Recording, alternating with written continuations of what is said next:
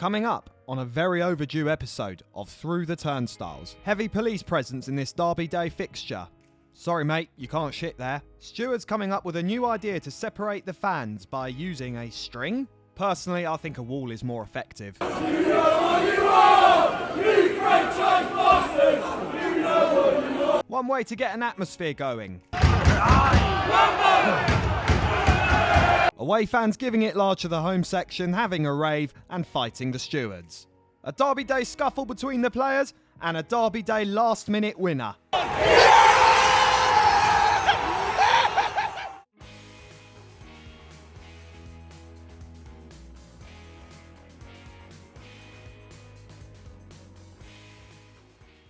In order to explain the hatred between AFC Wimbledon and MK Dons, we are going to have to rewind back in time. Wimbledon FC, as they were once called, founded in 1889.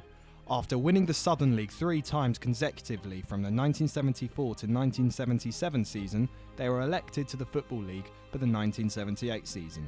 And between 1978 and 1985, Wimbledon climbed the Football League from 4th Division all the way to the top league in English football. From going up the football pyramid, they developed a brand of football that would shock the big boys, beating bigger clubs with a smaller budget. Now this was the moment that shocked the entire football world. FA Cup winners. They defeated Liverpool 1-0 in the FA Cup final of 1988, and the news travelled faster than the ability of every Wimbledon fan being able to comprehend with what they just witnessed. This victory famously made Wimbledon FC only the second team in history and the only team in the 20th century to have won both the FA Cup and the FA Amateur Cup. Now you would think that in 1988 this club would be destined for many good things in the future. The Thatcher government enforced stadiums to become all-seaters after the Hillsborough disaster. Their ground, Plough Lane, was seen as infeasible to turn into an all-seater.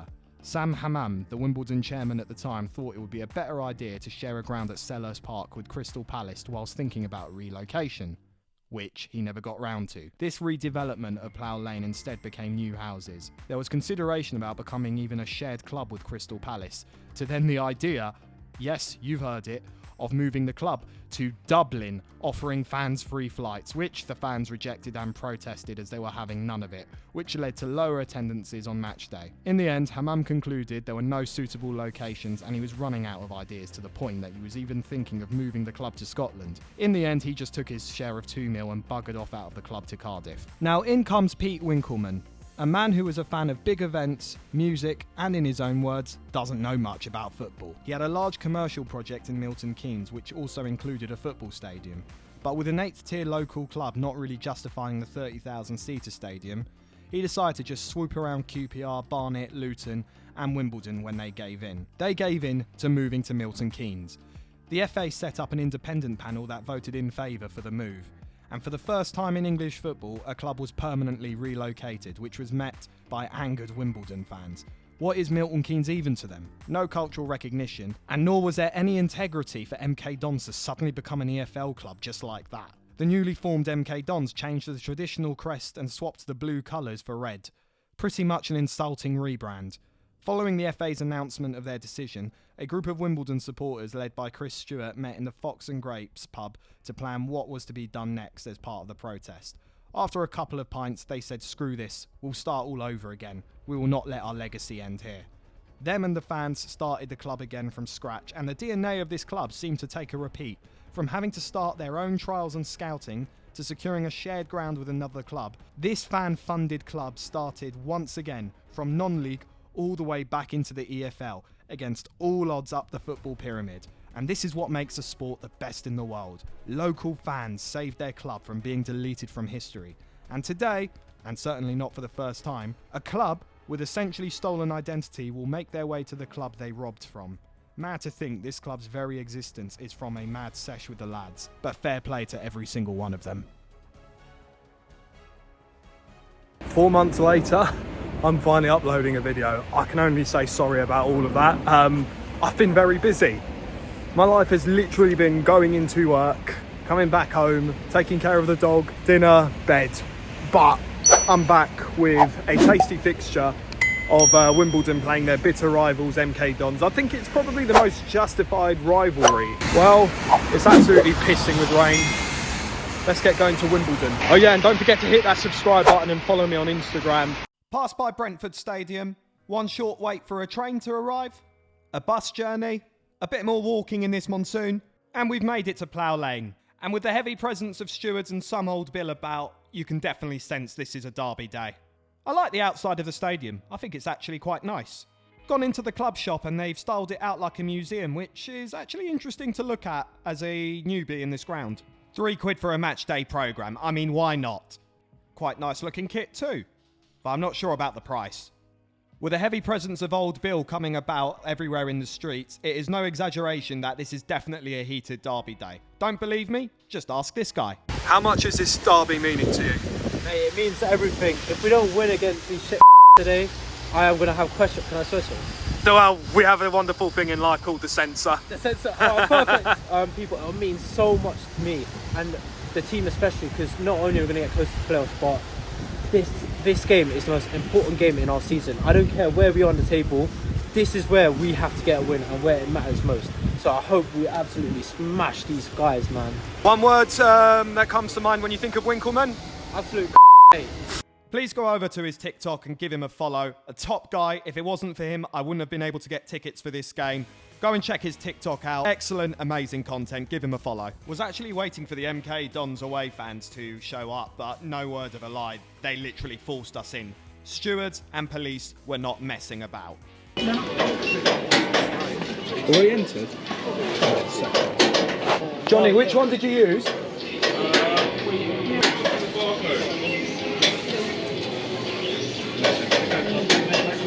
What? Yeah, I got the barcode. Well, I'm doing the top one and it's not working. Bro, what ticket did you use? Did you use both of them? Try another one. Try another one. No, just already used the second one. Which one did I tap the first one? I don't know. Oh, God. There we go. Imagine blaming it on me for that one. Imagine blaming it on me. Well, I'm very glad that my paddy is finally over. Here comes the mascot. It would be very rude not to have a photo with him. Over this wall, I can hear some commotion taking place.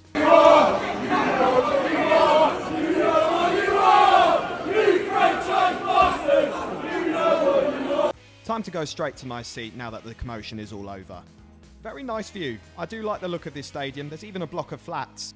Plenty of flags as well to show the pride of Wimbledon. There's the home sides training right in front of us. A welcoming reception awaits the MK Dons players.